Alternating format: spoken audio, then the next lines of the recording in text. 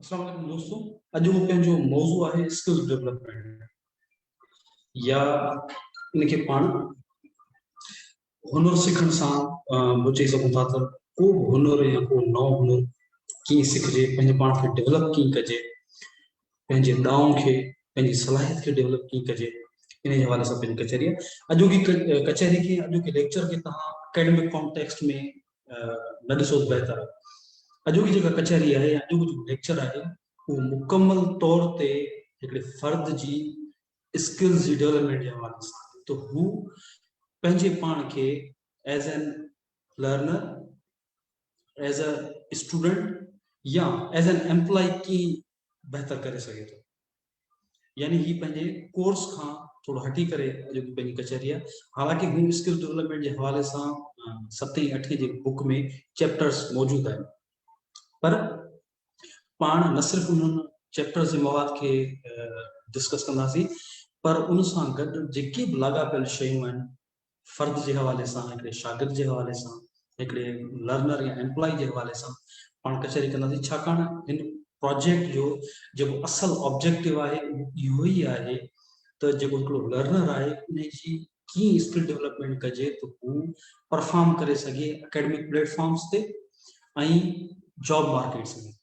SSDP जो जेको सॼो फोकस रहियो आहे असीं ताईं उहो इहो ई रहियो आहे त हिकिड़े लर्नर खे, हिकिड़े शागिर्द खे या हिकिड़े एम्प्लॉय खे इहो हुनर ॾिजे, इहो ॾांहुं ॾिजे त हू एकेडमिक फील्ड्स में परफॉर्म करे ऐं जेके जॉब मार्केट्स आहिनि उन्हनि में पिणु परफॉर्म करे सघे। So let's move on the slide.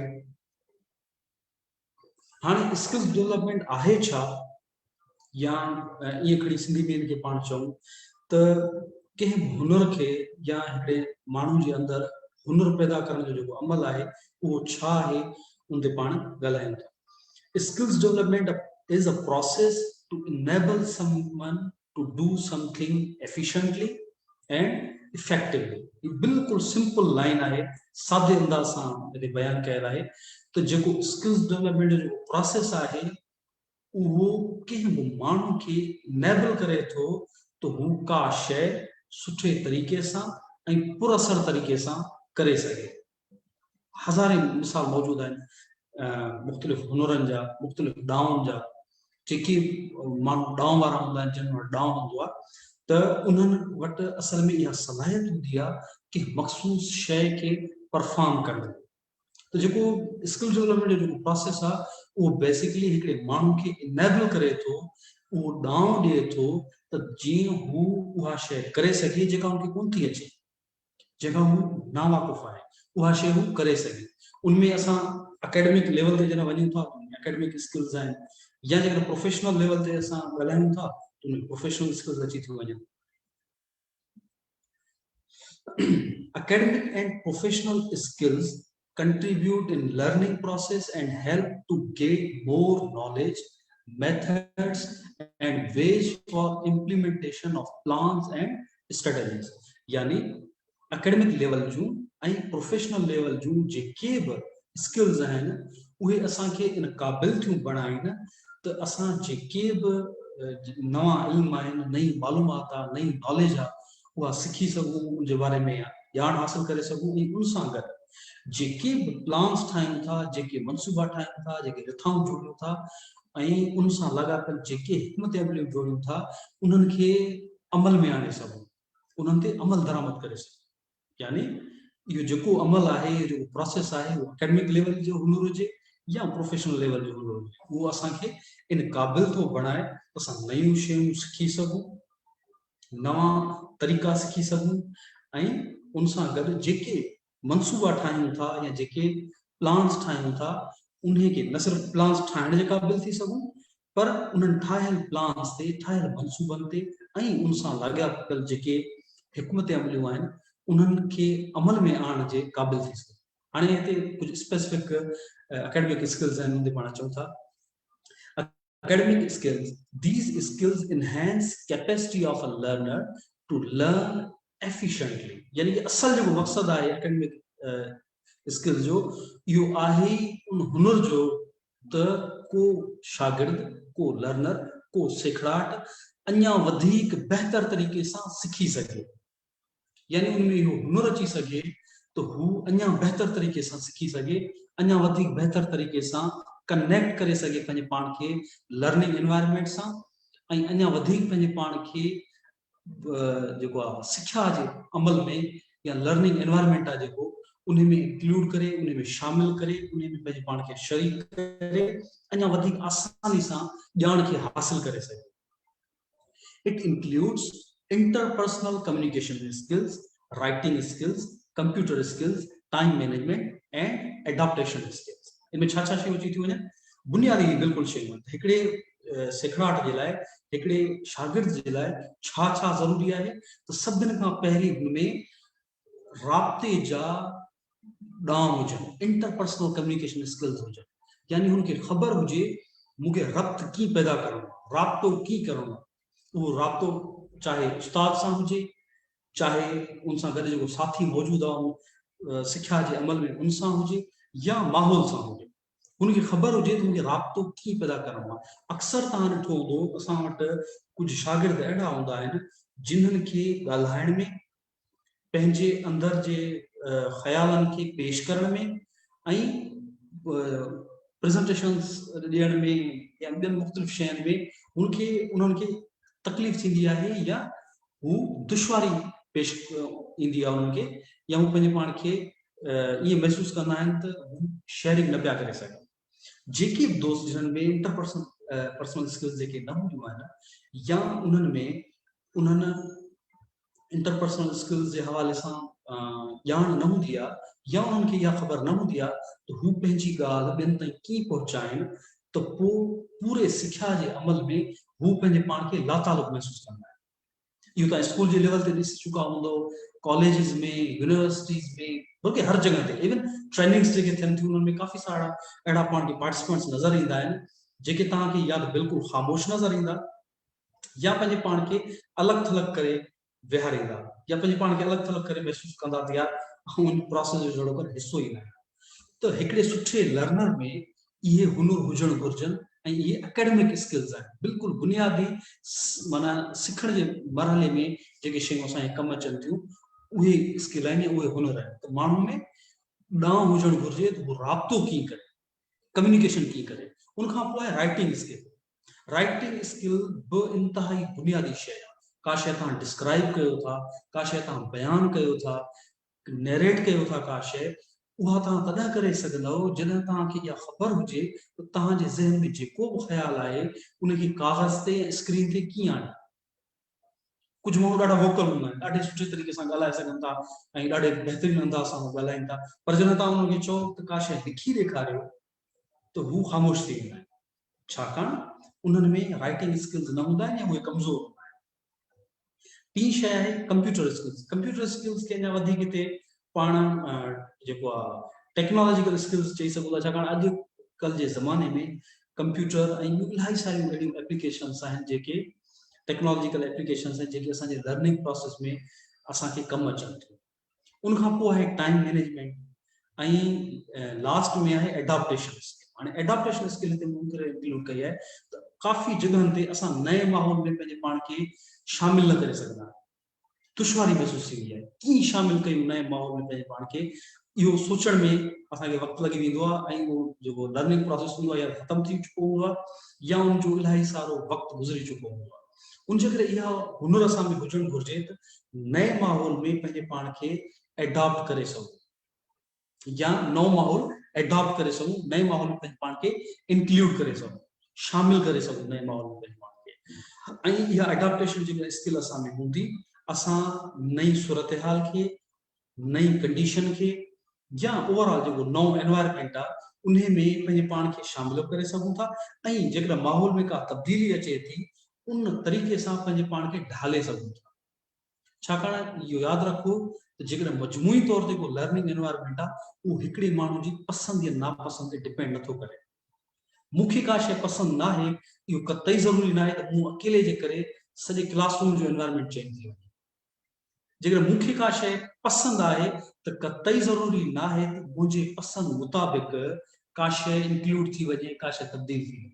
उन करे जेको माहौल अवेलेबल आहे, जेको माहौल मौजूदु आहे उन्हें में पंहिंजे पाण खे शामिल करण ऐं उन्हें माहौल के एडॉप्ट करण जो हुनर हुजण घुर्जे हिकिड़े लर्नर या हाणे असां चऊं था प्रोफेशनल स्किल्स में these skills enable a professional to work properly and deliver outputs as per set plans Siddhi ऐं बिल्कुलु सिंपल हिनजी डेफिनेशन छा आहे त जेके प्रोफेशनल स्किल्स आहिनि या पेशेवराणियूं जेके या सम्झो त जेके ॾांव आहिनि उहे हिकिड़े प्रोफेशनल खे या हिकिड़े मुलाज़िम खे इन क़ाबिल बणाइनि था त हू सही अंदाज़ सां कमु करे सघे बेहतर अंदाज सां कमु करे सघे ऐं सुठा नतीजा ॾेई सघे छाजे मुताबिक़ मनसूबे जे मुताबिक़ जेको मनसूबो आहे जे मुताबिक़ उनखे चूंडियो वियो आहे या हायर कयो वियो आहे या सिलेक्ट कयो वियो आहे उन मुताबिक़ हू उहे नतीजा ॾेई सघे professional skills can very as per nature of profession but journal skills include presentation skills writing skills, computer skills, team building, research, analysis, leadership and management. हाणे ही बिल्कुल जनरल शयूं तव्हांजे आॾो पेश कयूं आहिनि त हूं त हर प्रोफेशन जे हिसाब सां स्किल्स वेरी करे सघनि ज़ाहिर आहे जेके हुनर डॉक्टर जे लाइ रिक्वायर्ड आहिनि उहे इंजीनियर जे लाइ रिक्वायर्ड न आहिनि डॉक्टर खे हिकिड़े अलॻि वर्किंग एनवायरमेंट में कमु करणो हूंदो आहे ऐं इंजीनियर खे हिकिड़े अलॻि तरह जे एनवायरमेंट साॻे नमूने सां जेकॾहिं हिकिड़ो मिसाल तौर उस्ताद आहे टीचर आहे उनजे लाइ अलॻि तरह जा हुनर हूंदा साॻे नमूने सां जेकॾहिं को फौजी आहे को आर्मी ऑफिसर आहे पुलिस ऑफिसर आहे त उन जे लाइ अलॻि तरह जा हुनर रिक्वायर्ड आहिनि पर कुझु अहिड़ा जर्नल स्किल्स आहिनि कुझु जर्नल ॾांव आहिनि बिल्कुलु आम तरह जा ॾांव आहिनि जेके सभिनी प्रोफेशन सां लाॻापियल हूंदा आहिनि हर प्रोफेशन सां लाॻापियल माण्हू इन्हनि शयुनि मां फ़ाइदो वठी सघे थो या इहे शयूं सभिनी प्रोफेशन्स जे माण्हुनि खे फ़ाइदो ॾियनि थियूं उन्हनि में कहिड़ियूं शयूं आहिनि वरी आउं दोहरायां थो प्रेज़ेंटेशन स्किल्स यानी हिकिड़े माण्हू खे ख़बर हुजणु घुरिजे त का शइ उनखे कीअं प्रेज़ेंट करणी आहे कीअं बयानु करणो आहे कीअं ॻाल्हाइणो आहे इहा पिणु हिकिड़े क़िस्म जी कम्युनिकेशन स्किल आहे राइटिंग स्किल्स इहा पिणु अॻियां हली करे हर जाइ ते माण्हू खे कमु अचणी हूंदी आहे का माण्हू रिपोर्ट जनरेट करे थो का शइ लिखे थो का शइ डिस्क्राइब करे थो का शइ नरेट करे थो उहा तॾहिं करे सघंदो जॾहिं उनमें राइटिंग स्किल्स हुजनि उनखे ख़बर हुजे त मुंहिंजे दिलि में जेको बि ख़्यालु आहे मुंहिंजे ज़हन में जेके बि तसवुर आहिनि जेको आउं सोचां थो उनखे बयानु कीअं कयां बयानु यानी अखरनि में कीअं उनखे बयानु कयां कंप्यूटर स्किल्स आहिनि साॻियो तव्हांखे ॿुधायो जेके बि टेक्नोलॉजी सां लाॻापियल एप्लीकेशन्स आहिनि उन्हनि जी माण्हू खे मालूमात हुजणु घुरिजे टीम बिल्डिंग जी उनखे ख़बर हुजे जेकॾहिं हिकिड़ो माण्हू हिकिड़ी टीम में गॾु कमु करे थो कंहिं टीम खे लीड करे थो उनखे ख़बर हुजणु घुरिजे त मूंखे टीम कीअं ठाहिणी आहे उन सां गॾु कमु कीअं करिणो आहे भले खणी मुंहिंजो लीडिंग रोल न बि हुजे पर हिकिड़ी टीम सां गॾिजी करे कमु करण बि हिकिड़ो फन आहे हिकिड़ो आर्ट आहे अक्सर माण्हू इरिटेट था थी वञनि मुख़्तलिफ़ मिज़ाजनि जे माण्हुनि खां या मुख़्तलिफ़ मुतज़ाद क़िस्म जे ख़्यालनि खां माण्हू थोरो इरिटेट था थी वञनि ऐं टीम में गॾु थी करे कमु कोन था करे सघनि त टीम बिल्डिंग जो स्किल आहे इहो न सिर्फ़ु एज अ लीडर के प्रोफेशनल जे लाइ ज़रूरी आहे पर एज अ टीम मेंबर बि उनखे ख़बर हुजणु घुरिजे त उनखे टीम में कीअं कमु करिणो आहे रिसर्च इंतिहाई बुनियादी स्किल आहे इंतिहाई बुनियादी हुनर आहे हिकिड़े माण्हू खे अॻियां हली करे हुते ॻाल्हायूं था रिसर्च जे हवाले सां अलॻि सां स्लाइड्स ठाहियूं आहिनि त हिकिड़ो जेको लर्नर हुजे प्रोफेशनल हुजे जेको बि माण्हू हुजे रिसर्च हिकिड़ो अहिड़ो टूल आहे हिकिड़ो अहिड़ो हुनर आहे जेको इंफॉर्मेशन गेन करणु सेखारे थो सवाल करणु सेखारे थो सवालनि जा जवाब ॻोल्हणु सेखारे उन करे हर प्रोफेशनल खे इहा ख़बर हुजणु घुरिजे बुनियादी मालूमात उनखे हुजणु घुरिजे रिसर्च कीअं थींदी आहे उनखां पोइ आहे एनालाइसिस उनखे तजियो करणु अचे जेको बि हुन वटि डेटा अचे थो मालूमात अचे थी रिपोर्ट्स अचनि थियूं का बि शइ प्रोफेशनल जे आॾो अचनि थियूं उनखे ख़बर हुजणु घुरिजे त मूंखे तजियो कीअं करिणो आहे कंपेरेटिव एनालाइसिस शयुनि जो कीअं करिणो आहे ऐं इहो शयूं तॾहिं थींदियूं जॾहिं उनखे इहा ख़बर हुजे त एनालाइसिस जो प्रोसेस असल में हूंदो छा आहे लीडरशिप हिकिड़े प्रोफेशनल में लीडरशिप स्किल्स हुजणु घुरिजे उनखे ख़बर हुजे जॾहिं 4 माण्हुनि जी टीम में आहे त उनखे कीअं लीड करिणो आहे कीअं उन्हनि खे गॾु वठी हलणो आहे कीअं उन्हनि खे टास्क असाइन करणा आहिनि ऐं जेकर टास्क असाइन थियनि था त उन्हनि खां कमु कीअं वठिणो आहे कीअं उन्हनि सां गॾु शामिल थी करे हिकिड़े जेको आहे कम जे अमल में या कम जे प्रोसेस में कीअं उन्हनि खे अॻियां वधाइणो उन खां पोइ आहे मैनेजमेंट पिणु इंतिहाई अहम आहे असां टीचर जी हैसियत में शयूं मैनेज कयूं था।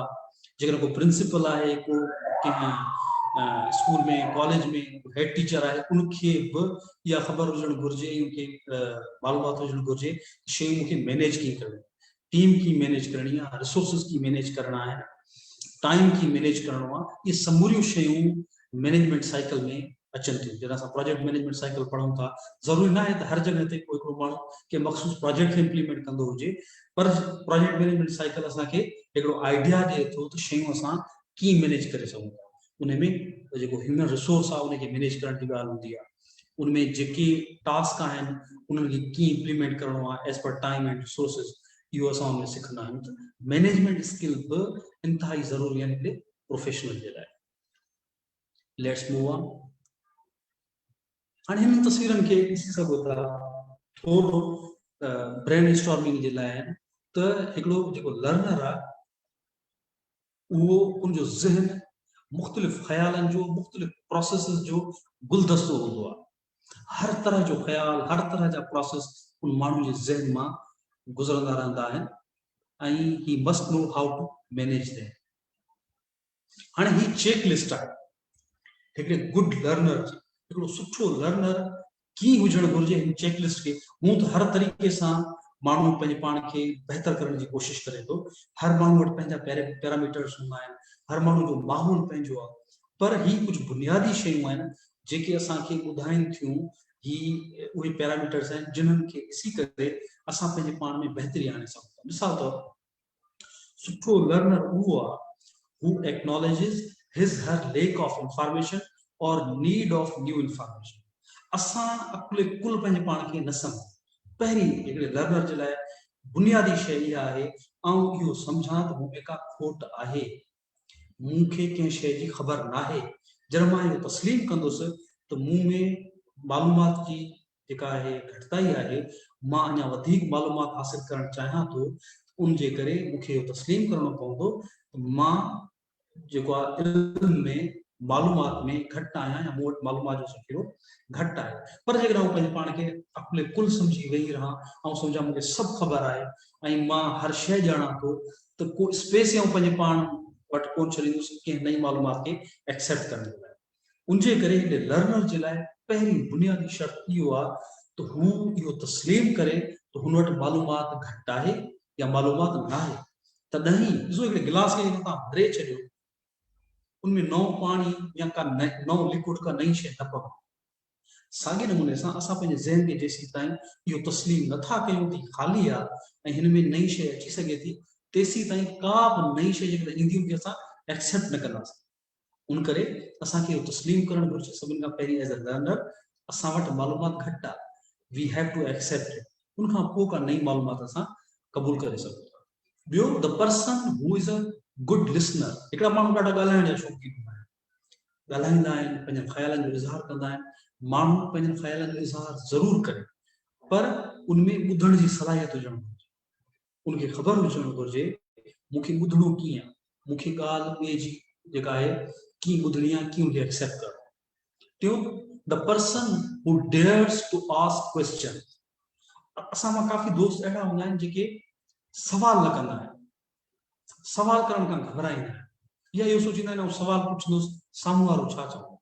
अदा तव्हां बाख़लाक तरीक़े सां सुहिणे अंदाज़ सां सवाल पुछो, केर बि उन ते चिड़ंदो कोन। सफ़ा हिकिड़ो जेको रिजिड माइंडेड हुजे आहे अलॻि ॻाल्हि आहे, पर जेको बि रैशनल माण्हू आहे, जेको बि समझदार माण्हू आहे, उनखां तव्हां सवाल कयो, सवाल उथारियो, हू कॾहिं नाराज़ कोन थींदो। उन करे हमेशह माण्हू में इहा ज़रूरत हुजणु घुरिजे तूं सवाल करे सघे। जॾहिं असां सवाल कंदासीं तॾहिं जवाबु ॻोल्हण जे लाइ का कोशिशि करे सघूं था। The person who is rational and believes in reason. अक़ीदा परस्त हुजणु न घुरिजे। फलाणे चई छॾियो, साईं फलाणे पीर चई छॾियो, हाणे ॻाल्हि ख़तम। नो, हमेशह बहितरी जी गुंजाइश हूंदी आहे, हमेशह शइ खे असां बहितर करे सघूं था, हमेशह का बि शइ पूरी न आहे, छाकाणि तब्दीली जे प्रोसेस मां जॾहिं असां गुज़रूं था, हर शइ वक़्त सां गॾु तब्दील थिए पई। उनजे करे हर शइ में मॉडिफिकेशन जी गुंजाइश हूंदी आहे, हर शइ खे पूरो करे सघूं था असां, उनमें इहा गुंजाइश हूंदी आहे। उन करे असां इहो तय न करे वेही रहूं त ही शइ मुकमल आहे, ही शइ हीअं आहे, ऐं हाणे असांखे इन खां वधीक कुझु सोचणो न आहे, को सवाल करणो न आहे। उन करे असांखे रैशनल हुजणु घुरिजे ऐं बिल्कुलु अकुल जे बुनियाद ते, रीज़न जे बुनियाद ते शयुनि खे एक्सप्लोर करणु घुरिजे। जेको माण्हू अक़ीदा परस्ती थो वञे उहो इहो तय थो करे छॾे शयूं कंप्लीट थी चुकियूं आहिनि ऐं हाणे सवाल करण जी गुंजाइश न आहे। सवाल करणु कुफर आहे। यकीन कयो, सवाल करणु कुफर न आहे। मालूमात जी ॻोल्हा करणु कुफर न आहे। पंहिंजे पाण खे अञा वधीक बहितर बणाइणु इहो कुफर न आहे। उन करे माण्हू खे बिल्कुलु अकुलियत पसंदि हुजणु घुरिजे, रैशनल हुजणु घुरिजे ऐं हमेशह रीज़न ते यकीन रखे, हमेशह दलील ते यकीन रखे, मंतिक ते यकीन रखे। जेको माण्हू मंतिक ते यकीन रखे थो, दलील ते यकीन रखे थो, रीज़न ते यकीन रखे थो, उहो हमेशह जेको आहे तब्दीली जूं नयूं राहूं ॻोल्हे सघे थो, तब्दीली जा नवां पेचरा कस ॻोल्हे सघे थो ऐं नई मालूमात खे ॻोल्हे एक्सप्लोर करे सघे थो। The person who is always ready to be wrong, इहो ॾाढो मज़ेदार जुमलो आहे। The person who is always ready to be wrong, ऐं मुकमल तौर ते तयार हुजां कंहिं वक़्तु ग़लति थी सघे।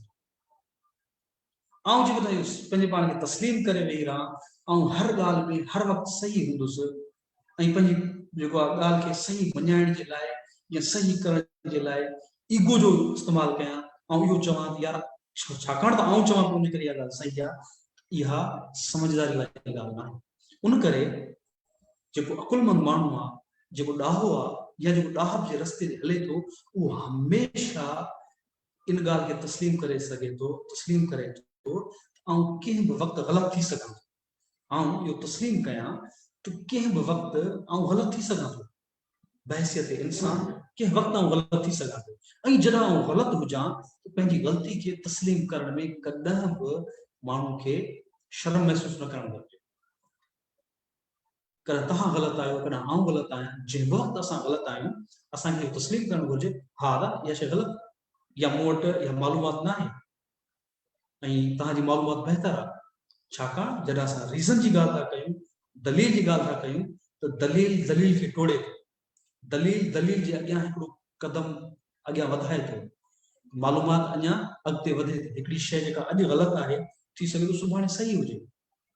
जेका ॻाल्हि अॼु सही आहे कतई ज़रूरी न आहे त सुभाणे ताईं सही आहे। हिकिड़ी यूनानी फिलासफर जो हिकिड़ो कौल आहे त जॾहिं तव्हां दरिया में पंहिंजो पेर विझो था ऐं पेर विझी उहो पेर ॿाहिरि कढो था पाणी मां, त न दरिया साॻियो रहंदो आहे, न तव्हांजो पेर साॻियो रहंदो आहे, न तव्हां साॻिया रहंदा। यानी वक़्त सां गॾु शयूं तब्दील थियनि थियूं, हिकिड़े हिकिड़े लम्हे सां गॾु तब्दीली अचे थी ऐं जॾहिं तब्दीली अचे थी मतिलबु शयुनि जी जेका पुराणी शिकल आहे उहा तब्दील थी करे नई थी थी वञे। अॼु जेका शइ नई आहे सुभाणे पुराणी हूंदी, जेका काल शइ पुराणी हुई अॼु नई आहे। उन जे करे हमेशह असांखे इहो तस्लीम करणु घुरिजे असां ग़लति थी सघूं था ऐं इहा ई ख़ूबसूरती आहे तब्दीली खे जेको आहे क़बूल करण जी या इल्म खे क़बूल करण जी, ॾाहब खे क़बूल करण जी, त असां इहो तस्लीम करे छॾियूं असां ग़लति थी सघूं था। उन करे ई असांखे नई मालूमात खे एक्सेप्ट करे सघूं था ऐं उनखे उन ते यकीन करे सघूं था।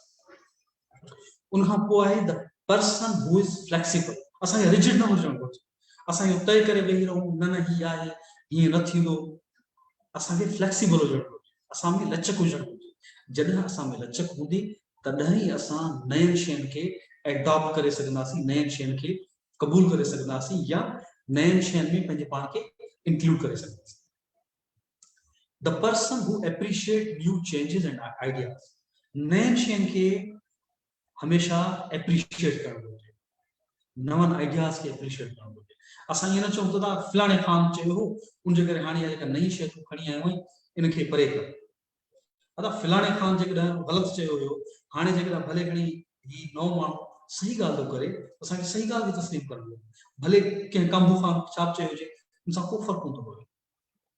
मतिलबु जेका शइ तब्दील थियणु घुरिजे ऐं जेका शइ चेंज थियणु घुरिजे, नई शइ सां जेकॾहिं उहा शइ चेंज थिए थी, नई शइ बहितर असांजे आॾो अचे थी, त कतई ज़रूरी न आहे असां पंहिंजे पाण खे मतिलबु बिल्कुलु अटैच करे छॾियूं पुराणियुनि शयुनि सां, पुराणियुनि आइडिया सां। उन करे असांखे हमेशह नयनि शयुनि, नयनि तब्दीलियुनि ऐं नवनि ख़्यालनि खे एप्रिशिएट करणु घुरिजे उनके हिमथाइण घुरिजे। द पर्सन हु has respect for others opinion if even they are wrong. आऊं जब ॿुधां थो, आऊं जॾहिं ॻाल्हियूं ॿुधां थो ॿिए जूं, त मूं में इहा सह हुजणु घुरिजे, मूं में इहा बर्दाश्त हुजणु घुरिजे त साम्हूं वारे जी ॻाल्हि ॿुधां, भले खणी हू ग़लति हुजे, हा उनखे चवां त तव्हां ग़लति था चओ, पर मूं में इहा सलाहियत हुजणु घुरिजे त ॿिए जी ॻाल्हि खे ॿुधां, ॿिए जे ओपिनियन खे, ॿिए जे ख़्याल खे, ॿिए जे तसवर खे इज़त ॾियां। छाकाणि जेकॾहिं तव्हां ॿिए जे तसवर खे इज़त ॾियो था, ॿिए जे ख़्याल खे इज़त ॾियो था, भले खणी मुंहिंजो ख़्याल ग़लति आहे, तॾहिं सुभाणे तव्हांजे सही ख़्याल खे इज़त ॾियो। उन करे कंहिंजो कहिड़ो ओपिनियन आहे, कंहिंजी कहिड़ी बि राय आहे, उनखे ईअं बिल्कुलु स्वीपिंग स्टेटमेंट थ्रू रद्द न करणु घुरिजे, अदा तूं ग़लति थो चए, न, उनखे रेस्पेक्ट ॾियणु घुरिजे, उनखे इहो चवणु घुरिजे त दादा ठीकु आहे, तव्हांजी राय भले खणी उहा ग़लति आहे, पर तव्हांजी राय आहे, कि तव्हांजी राय जो असां एहतराम कयूं था। पर असां ॾाढो रिजिड थी वेंदा आहियूं, जेकॾहिं असां चवंदा आहियूं असां सही आहियूं, त हाणे साम्हूं वारो जेको ग़लति आहे, माना जहिड़ो कर सफ़ा ग़लति आहे, ऐं उनखे बिल्कुलु इज़त न मिलणु घुरिजे। ईअं न आहे, जेकॾहिं केरु ॻाल्हि ग़लति चवे थो ऐं हू कंहिंखे नुक़सानु नथो पहुचाए, कंहिंखे हार्म नथो ॾिए, भले घणी ग़लति ॻाल्हि थो करे, उहा उनजी राय आहे, असां उनखे उनजी राय जी हैसियत में, ऐं असां हुनखे हुनजी राय रखण जे हक़ जी हैसियत में ज़रूरु respect. The learner who has ability to adopt new environment and conditions, जीअं मैं तव्हांखे ॿुधाए चुको आहियां, हिकिड़े सिखड़ाट, हिकिड़े नए सिखंदड़ माण्हू जे लाइ इहो ज़रूरी आहे कि नए माहौल खे एडॉप्ट करणु या पंहिंजे पाण खे नए माहौल में शामिल करण जी सलाहियत रखणी हुजे। The person who has ought to include himself and connect others in a collective learning environment। सिर्फ ईअं न आहे तव्हां पंहिंजे पाण खे कंहिं माहौल में शामिल करे छॾियो, इते कहाणी ख़तम कोन थी थिए, पर न सिर्फ पंहिंजे पाण खे उन माहौल में शामिल कयो, पर उन माहौल में जेके ॿिया फ़र्द मौजूद आहिनि, ॿिया जेके साथी मौजूद आहिनि, उन्हनि सां राब्तो पिणु ज़रूरी आहे। जेको असांजे घर में वेठल माण्हू आहे, जॾहिं असां गॾु का शइ सिखूं था, त असांजो पिणु हिक ॿिए सां राब्तो ज़रूरी आहे, असां पिणु हिक ॿिए सां सिखूं, असां पिणु हिक ॿिए खां जेको आहे शयूं शेयर कयूं, तो तॾहिं हिकिड़ो कलेक्टिव लर्निंग एनवायरनमेंट मिली सघे थो, ऐं असां हिकिड़े गॾियल सिखण जे अमल में जेको आहे शरीक थी सघूं था, या उन मां गॾिजी करे फ़ाइदो वठी सघूं। हाणे बिल्कुलु स्पेसिफिक स्किल्स ते आऊं अचां थो, त बुनियादी स्किल्स कहिड़ियूं आहिनि हिकिड़े लर्नर जे लाइ, हिकिड़े शागिर्द जे लाइ। इंटेंशनल टाइम प्रियोरिटी मैनेजमेंट, यानी असां इंटेंशनली इहा कोशिश कयूं असांखे टाइम खे की मैनेज करणो आहे ऐं की प्रियोरिटाइज करणो आहे। असांजी प्रियोरिटी कहिड़ी, 5 शयूं आहिनि, 5 ई अहम। हाणे उन 5 शयुनि मां तव्हां कैटेगराइज़ कयो शयुनि खे, त सभिनि खां वधीक अहम शइ कहिड़ी आहे, सभिनि खां वधीक ज़रूरी शइ कहिड़ी आहे। जेकॾहिं सुभाणे तव्हांजो पेपर आहे ऐं तव्हांखे हिकिड़ो बुक बि वणे थो, पर बुक तव्हांजे पेपर में तव्हांखे फ़ाइदो न ॾींदो, बुक पढ़णु भली ॻाल्हि आहे, मूवी ॾिसणु सुठी ॻाल्हि आहे, मैच ॾिसणु भली ॻाल्हि आहे, पर तव्हांखे इहो प्रायोरिटी तय करणु घुरिजे त सभिनि खां अहम ज़रूरी ऐं सभिनि खां करंट जेका तव्हांजी लाइफ में जेका असरअंदाज़ थींदड़ शइ कहिड़ी आहे, पहिरीं उनखे प्रेफरेंस ॾियो, उनखे पंहिंजे टाइम जॾहिं तव्हां मैनेज कयो था, उनखे प्रायोरिटी खे रखो, त जीअं जेका सभिनि खां रिलेवेंट शइ आहे, सभिनी खां अहम शइ आहे, उनखे पहिरीं तव्हां टाइम ॾेई सघो। उन खां पोइ एक्टिव रीडिंग एंड लिसनिंग, ही इंतहाई अहम आहे। ईअं न आहे त तव्हां पेपरनि जे टाइम ते पढ़ो, या जॾहिं टेस्ट अचे, टेस्ट अनाउंस थींदी पोइ पढ़ंदासीं, ईअं थींदो आहे न। अदा हाणे टेस्ट अनाउंस थींदी, एग्ज़ाम अनाउंस थींदो, असां वटि टाइम हूंदो, 2 हफ़्तनि में पढ़ी वठंदासीं। इहा जेका रविश आहे, इहा का ज़िमेदारानी रविश न आहे। उन करे जॾहिं बि असां एज़ लर्नर हिकिड़े लर्निंग एनवायरनमेंट में मौजूदु आहियूं, हिकिड़े माहौल में, हिकिड़े क्लास में, यूनिवर्सिटी में, कॉलेज में, या प्रोफेशनली असां का शइ अटेंड करणु पिया था वञूं, उनजे लाइ का तयारी पिया था कयूं, उन करे असांखे एक्टिव रीडिंग ऐं लिसनिंग स्किल असां में हुजणु घुरिजे, ऐं असां एक्टिवली पढ़ूं। असां पंहिंजे पाण खे एनालाइज़ करे सघूं था त असां महीने में घणा बुक्स पढ़ूं था, असां महीने में केतिरो मवाद पढ़ूं था। हलो ठीकु आहे, बुक्स खे छॾियूं था, असां महीने में घणा पैराग्राफ पढ़ूं था। जॾहिं असां इहो पंहिंजे पाण खे एनालाइज़ करणु शुरू कंदासीं, तॾहिं ई पंहिंजे पाण खे बहितर करण ॾे क़दम वधाए सघूं था।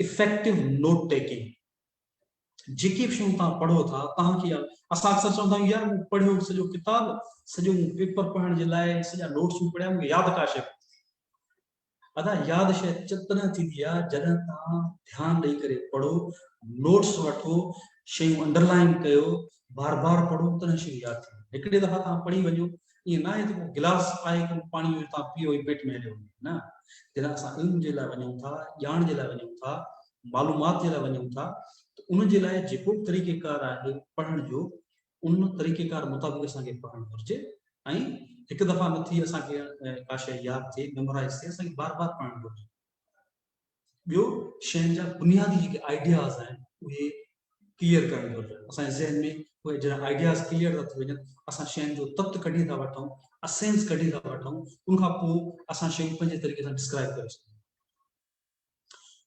उन खां पोइ आहे practical study skills including comparative analysis या उहा ई शइ आहे असां जॾहिं कंहिं शइ खे पढ़ूं था उनजो मफ़हूम सम्झूं कतई ज़रूरी न आहे त हर थी सघे थो मैथमेटिक्स में तव्हांखे फॉर्मूला यादि करणा था पवनि पर जॾहिं तव्हां थ्योरी पढ़ो था उते तव्हांखे आइडियाज़ क्लियर करणा पवनि शयुनि खे जेको आहे जॾहिं आइडियाज़ सां क्लियर कयो था उहो ज़रूरी न आहे तव्हां टे पेज मेमोराइज़ करे वठो ऐं तव्हां जॾहिं शयूं क्लियर थी वञनि उन्हनि जा आइडियाज़ उन तस्वर क्लियर था थी वञे उन खां पोइ मुख़्तलिफ़ ॿ जेके उबतड़ शयूं आहिनि उन्हनि खे तव्हां कंपेयर करे सघो था उन्हनि जा कंपेरेटिव एनालाइसिस करे सघो था ऐं पंहिंजा नवां आइडियाज़ पंहिंजा नवां लफ़्ज़ डिस्क्रिप्शन में शामिल करे सघो था उन खां पोइ टेस्ट टेकिंग स्ट्रेटजीज़ असां टेस्ट जेके ॾियूं था या पंहिंजे पाण खे टेस्ट करण जे लाइ जेके प्रैक्टिसिस कयूं था उन जूं कहिड़ियूं स्ट्रेटजीज़ आहिनि इहे असांखे बार बार उन ते ध्यानु ॾियणु घुरिजे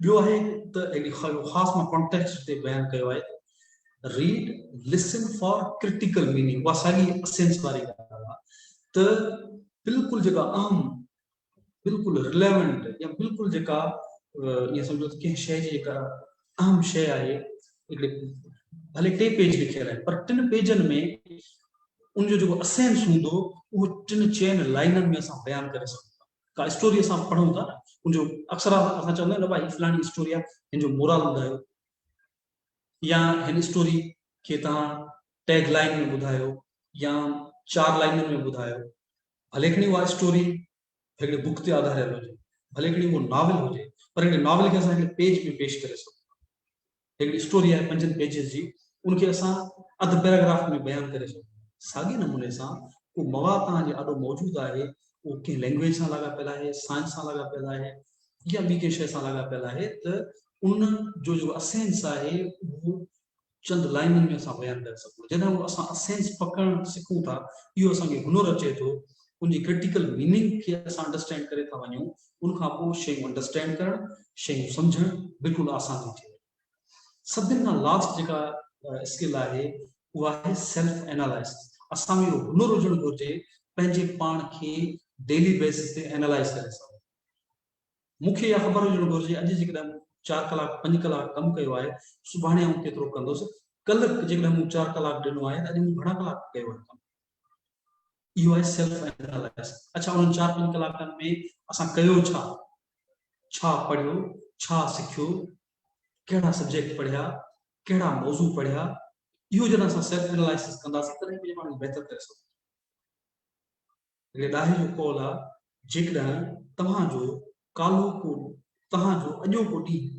कालो के ॾींहं खां बहितर न आहे इट मीन्स तव्हां खसारे में आहियो इहो इमाम जाफ़र सादिक जो कॉल आहे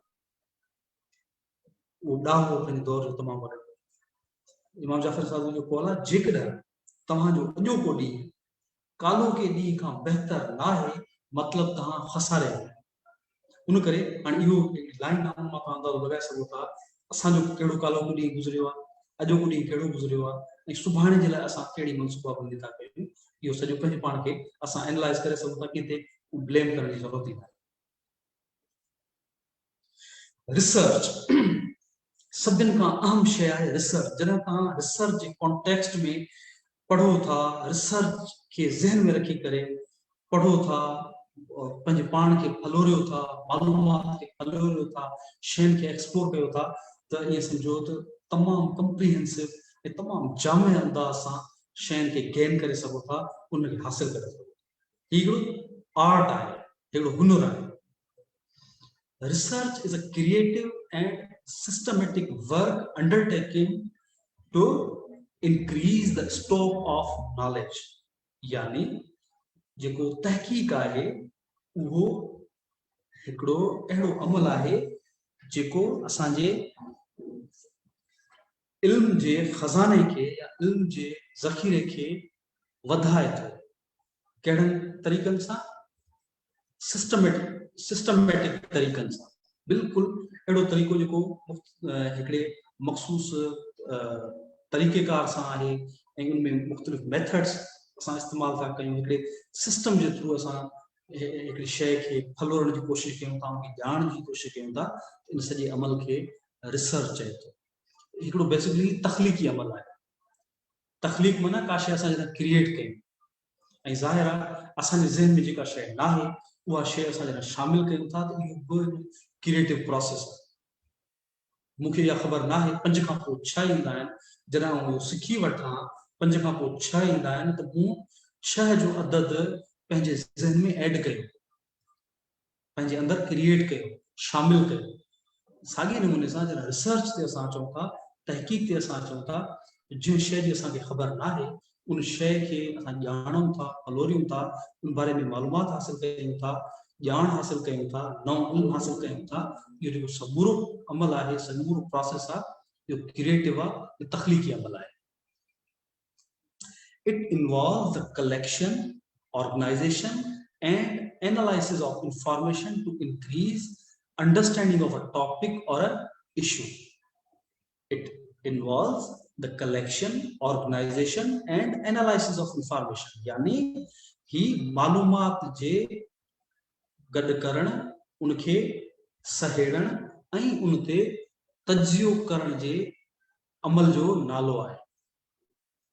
To increase understanding of a topic or issue, यानी कंहिं बि मौज़ू या कंहिं बि मसइले जे मुतालिक़ जॾहिं असां पंहिंजी अंडरस्टैंडिंग या पंहिंजी सम्झ वधाइण चाहियूं, उनजे बारे में वधीक मालूमात हासिल करणु चाहियूं, असां रिसर्च कयूं था। A research project, हाणे जेका प्रोजेक्ट जी असां ॻाल्हि कयूं, a research project may be an expansion on past work in the field. इहो थी सघे थो कि पुराणे कम जी एक्सटेंशन हुजे, उनखे वधाइण जे लाइ या अञा वधीक मालूमात ऐड करण जो अमल हुजे। To test the validity of instruments, procedures or experiments, research may replicate elements of prior projects or the project as whole. मतलब इन जा इलाही सारा ऑब्जेक्टिव थी सघंदा, इलाही सारा पर्पस थी सघंदा इन जा तहकीक जा।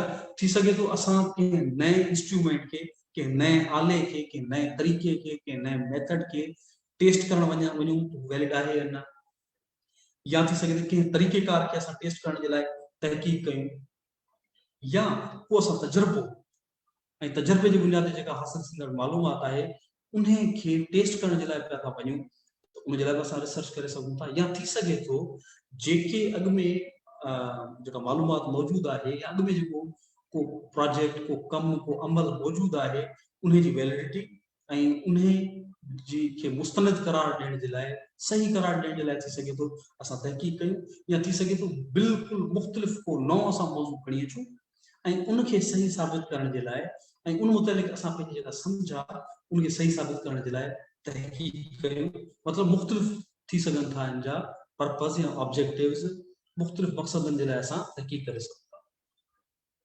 हाणे मेथड्स ते अचूं था, बिल्कुलु जेके बुनियादी मेथड्स अचां थो, उनमें एक्सपेरिमेंट्स आहिनि, सर्वेज आहिनि, क्वेश्चनर्स आहिनि, इंटरव्यूज़ आहिनि, केस स्टडीज़ असां ठाहियूं था, उनमें participant and non participant observation में एनालिसिस ऑफ अवेलेबल डेटा है, इनमें सब शयूं अची थियूं वञनि। यानी ही उहे मेथड्स आहिनि, उहे तरीक़ा आहिनि जंहिंजे ज़रिए असां तहकीक कयूं था। General classification of types of research methods, ॿ जेके हूं इलाही सारा तरीक़ा आहिनि, पर ॿिनि तरीक़नि सां रिसर्च कई वेंदी आहे या तहकीक कई वेंदी आहे, उहे ते ॿ क्लासिफिकेशन ते ॾिनल आहिनि। Types of research methods can be broadly divided into two quantitative and qualitative categories. Quantitative research It describes, infers, and resolves problem using numbers.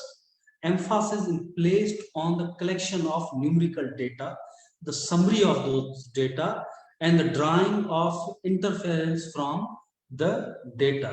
यानी जेका क्वांटिटेटिव या इनके क्वांटिटेटिव के सिंधी में जेका पाण कयूं त गणप वारी जेका तहकीक आहे उहा सॼी अददन सां लॻापियल आहे। अददी तरीक़े सां असां इहो मालूम कयूं था या इहो तय कयूं था त का शइ सही आहे या का शइ ग़लति आहे, या अददी तरीक़े सां असां का नई मालूमात हासिल करण जी कोशिश कयूं था जीअं असांखे ख़बर पइजी सघे त कंहिं शइ जे मुतलिक़ जेका असांजी राय आहे उहा सही आहे या न। जॾहिं असां हाइपोथेसिस जी असां ॻाल्हि कयूं था न, मफ़रूज़ो, असांजे ज़हन में को मफ़रूज़ो हूंदो आहे, उनखे असां सही साबित करण जी कोशिश कयूं था ऐं उनखे कंहिं ख़ासि यानी कि मुनज़िम अंदाज़ में जेको आहे सही साबित करण जी कोशिश कयूं था, उनमें असां हिकिड़ो इहो मेथड या हिकिड़ो तरीक़ो इस्तेमालु कयूं था जंहिंमें अददी अंदाज़ सां या क्वांटिटेटिव तरीक़े सां तहक़ीक़ कयूं था ऐं उन बुनियाद ते असां कंहिं बि शइ खे सही या ग़लति साबित। ॿियो तरीक़ो कहिड़ो आहे? Qualitative research. On the other hand, it based on words, feelings, emotions, sounds, and other non-numerical and quantifiable elements. It has been noted that information is considered qualitative in nature if it cannot be analyzed by means of mathematical techniques. This characteristic may also mean that an incident does not take place often enough to allow reliable data to be collected. जेका qualitative research आहे उहा numerical तरीक़े सां कोन था कयूं, उनमें words जो असां इस्तेमालु कयूं था, रेफरेंसिस जो असां इस्तेमालु कयूं था, ॿियूं मुख़्तलिफ़ साबितियूं उनमें इंक्लूड कयूं था, एविडेंसिस उनमें असां इंक्लूड कयूं था ऐं मुख़्तलिफ़ कॉन्टेक्स्ट या मुख़्तलिफ़ ज़ावियनि सां असां कंहिं मौज़ू या कंहिं सब्जेक्ट के बारे में डिस्कशन कयूं था त इहो साबित करण जे लाइ का शइ सही आहे, का शइ ग़लति आहे या का शइ कीअं आहे, उनजी कहिड़ी सूरत हाल आहे, कहिड़ी कंडीशन आहे। हाणे जेके स्टेप्स आहिनि उनमें इलाही सारा स्टेप्स अची था वञनि, कि बुनियादी 8-9 स्टेप्स आहिनि उहे बयान थो कयां। उनमें सभिनी खां पहिरीं आहे observations and formation of the topic. यानी असां पहिरीं ऑब्जर्वेशन कयूं था, कंहिं शइ जे बारे में ऑब्जर्व कयूं था ऐं हिकिड़ो शयुनि खे फलोरियूं था ऐं को टॉपिक जेको आहे फॉर्मुलेट कयूं था। उन खां पोइ आहे हाइपोथेसिस। जॾहिं असांखे टॉपिक मिली वियो, को मौज़ू मिली वियो, उन जे बारे में असां हाइपोथेसिस ठाहियूं था या हिकिड़ो मफ़रूज़ो जोड़ियूं था। मिसाल तौर को मफ़रूज़ो, हिकिड़ो मिसाल तौर मफ़रूज़ो इहो आहे त सिंधु दरिया जे वहण जे न करे इंडस रिवर डेल्टा या असांजो डेल्टा तबाह पियो थिए ऐं उनजी ज़मीन खे समुंड गिड़काए।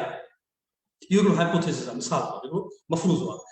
हाणे जॾहिं असां इन मफ़रूज़े खे सही साबित करण जे लाइ मैदान में वञूं था, उनमें हर तरह जो तरीक़ो असां इस्तेमालु करे सघूं था त जीअं इहो मफ़रूज़ो सही साबित थिए त सिंधु दरिया जे वहण जे न करे, सिंधु दरिया में मिठे पाणी न अचण जे करे इंडस डेल्टा तबाह पियो थिए ऐं उते जेका ज़मीन आहे उहा खारी पई थिए ऐं समुंड उन ज़मीन खे गिड़काए पियो। इहो हिकिड़ो मफ़रूज़ो आहे, इहो हाइपोथेसिस आहे। इन खे जेकॾहिं मूंखे सही साबित करणो हुजे या तव्हां मां को दोस्त इन खे सही साबित करण जी मिसाल तौर कोशिश करे थो, फील्ड में वेंदो, ॿिया जेके डेटा जा रिसोर्सिस आहिनि उहे एक्सप्लोर कंदो ऐं मुख़्तलिफ़ तरीक़नि सां इहो साबित करण जी कोशिश कंदो त वाकई छाकाणि त दरिया में मिठो पाणी न पियो अचे ऐं समुंड में चाढ़ आहे, उन करे जेका बि डेल्टा जी ज़मीन आहे उहा तबाह पई थिए ऐं उते जेको इकोलॉजिकल हैबिटेट्स आहिनि, नवां जेके मतिलबु नयूं जेके तब्दीलियूं अचनि थियूं उते जे माहौल जे लाइ ख़राबु आहिनि ऐं उते जेका ज़मीन आहे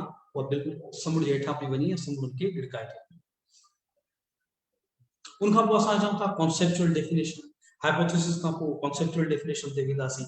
उनजे लाइ असां ज़रूरी आहे त मुख़्तलिफ़ कॉन्सेप्ट्स खे असां रिलेट कयूं करंट कंडीशन सां। उन खां पोइ ऑपरेशनल डेफिनेशन आहे, मुख़्तलिफ़ जेके वेरिएबल्स हूंदा आहिनि उन्हनि खे असां जॾहिं एनालाइज़ कयूं था, उन खां पोइ हिकिड़ी ऑपरेशनल डेफिनेशन असां उनजी बयानु कयूं था। उन खां पोइ जो प्रोसेस आहे गैदरिंग ऑफ डेटा। जेको बि असां वटि रिसोर्स अवेलेबल आहे, थी सघे प्राइमरी रिसोर्स हुजे, सेकेंडरी रिसोर्स हुजे, सभिनी तरीक़नि सां असां डेटा के कलेक्ट कयूं था या उन्हनि खे हासिल कयूं। मिसाल तौर प्राइमरी जेको रिसोर्स हूंदो आहे उहो ग्राउंड ते मौजूद जेका मालूमात आहे उहा असां कलेक्ट कयूं था। मिसाल तौर असां वञी करे पाणी जा सैंपल्स वठी अचूं ऐं जर जो जेको पाणी खारो आहे या मिठो आहे इहो असांखे ख़बर वठणी हुजे, पाणी जा असां जेका सैंपल्स वठी अचूं जो रिज़ल्ट अचे इहो थियो प्राइमरी डेटा। हिकिड़ो माण्हू हुते मौजूदु आहे, घर तबाह थी वियो आहे ऐं हू हाणे किनारे खे छॾी करे अंदरि मेनलैंड वटि अची वेठो आहे ऐं उनजो असां इंटरव्यू वठूं था, उन खां मालूमात वठूं था उनजो कहिड़ो कहिड़ो नुक़सानु थियो आहे, इहा प्राइमरी डेटा आहे।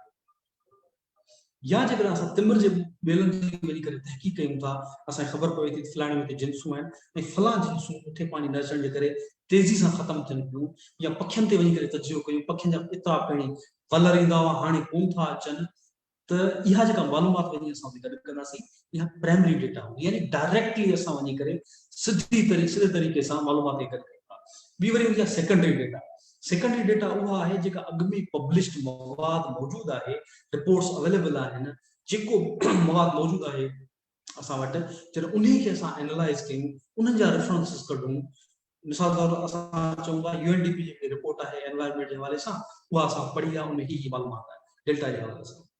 या असां चऊं त सिंध जे ॿेले खाते जी तहक़ीक़ कई आहे, हुन वटि तिमिर जे ॿेले जे हवाले सां ही मालूमात, यानी जेको पब्लिश्ड मवाद आहे, जेको उन में मौजूदु मवाद आहे, जॾहिं उन खे असां फलोरियूं, उन खे रीड कयूं, उन खे एक्सप्लोर कयूं, उन मां रेफरेंसिस कढूं, उन मां हवाला कढूं, त इहो जेको प्रोसेस हूंदो उन खे पाण सेकेंडरी डेटा कलेक्शन चई सघूं था, या इहो जेको रिसोर्स हूंदो, इहो ज़रियो हूंदो मालूमात जो, इहो सेकेंडरी डेटा सॾाए। अच्छा, उन खां जॾहिं डेटा असां मिसाल तौर कलेक्ट कई मुख़्तलिफ़ ज़रियनि खां, उन खां पोइ असां उन डेटा खे एनालाइज़ कंदासीं, उन ते तजियो कंदासीं, डेटा एनालाइसिस जो प्रोसेस शुरू थो थिए। उन खां पोइ असां टेस्ट करे सघूं। अच्छा, उन खां पोइ डेटा एनालाइज़ करण खां पोइ डेटा इंटरप्रिटेशन आहे, यानी डेटा खे असां जेको आहे उन इंटरप्रिटेशन कयूं था, त जेको असां वटि डेटा मौजूदु आहे उहो आया, उनजी माना छा आहे, उहो मतिलबु छा आहे। उन खां पोइ टेस्ट आहे, टेस्ट कयूं था, रिवाइज़ कयूं था पंहिंजे हाइपोथेसिस खे, थी सघे थो जेका पहिरीं असां स्टेटमेंट ॾिनी हुजे उनमें कंहिं तब्दीली जी गुंजाइश हुजे। उन खां पोइ आहे कंक्लूड, यानी कंक्लूड कयूं था। इहो सॼो जेको प्रोसेस आहे इहो रिसर्च जो प्रोसेस आहे। How a student can be a good employ, हाणे इन ते तव्हां पंहिंजो जवाबु ज़रूरु ॾिजो, पर आउं अॻियां वधां थो छाकाणि टाइम घटि आहे, साइंस जी क्लास थियणी। एम्प्लॉयबिलिटी, यानी को माण्हू, हाणे माना कोन थो ॿुधायां, इन सिर्फ़ु तव्हांखे जवाबु ॾियणो आहे, जेको फीडबैक ॾियणु चाहे ॾेई सघे थो। एम्प्लॉयबिलिटी छा आहे, what you need to be employable, why an employer consider you employable, या how can you prove your worth. In tiny सवालनि जा तव्हां जवाब ॾेई सघो था, रिस्पॉन्स ॾेई सघो था। की skills for being strong professional, उनमें गुड कम्युनिकेशन स्किल आहे, मोटिवेशन आहे, इनिशिएटिव आहे, लीडरशिप आहे, रिलायबिलिटी आहे, या उनखां अलावा टीम वर्क आहे, फॉलोइंग इंस्ट्रक्शन में सलाहियत हुजे त चवण करे, या पेशेंस आहे, टॉलरेंस आहे, इनोवेशन आहे, इमोशनल कंट्रोल आहे, ऐं रेज़िलियंस आहे। इहे समूरियूं जेके स्किल्स आहिनि हिकिड़े स्ट्रॉन्ग प्रोफेशनल जे लाइ ज़रूरी हूंदियूं आहिनि। For personal learning and moral, हाणे ही शयूं तव्हां नोट करे सघो था। नेवर फील नेगेटिविटी और रिमूव नेगेटिविटी, कॾहिं नेगेटिव फील न कयो, तव्हांजे अंदरि जेका नेगेटिविटी आहे उनखे ख़तमु कयो। Never over estimate your self, कॾहिं इहो न चओ त फने कान आहे या मूंखे घणो कुझु अचे, इहो ग़लति एटीट्यूड आहे। तव्हां हमेशह डाउन टू अर्थ रहो, भले खणी तव्हां केतिरी मालूमात हुजे, पर तव्हां पंहिंजनि जेको आहे पंहिंजे लिमिट्स में रहो। नेवर रेज योर होप्स, कॾहिं बि न चओ फिलहाल मूंखे ही ॾेई छॾियो, पंहिंजनि होप्स खे, पंहिंजनि उम्मीदनि खे ज़ाब्ते में रखो। उनखां पोइ never underestimate your employer, organisation और इंस्टीट्यूशन यू अप्लाई फॉर, जे इदारे में अप्लाई कयो था या कमु था कयो उनखे तव्हां अंडर एस्टिमेट न कयो। उनखां पोइ आहे never be hard on your self, कॾहिं पंहिंजे पाण ते न चओ, हरू चओ त यार मूं ग़लति करे छॾियो, हीअं करे छॾियो, पॉजिटिव रहो।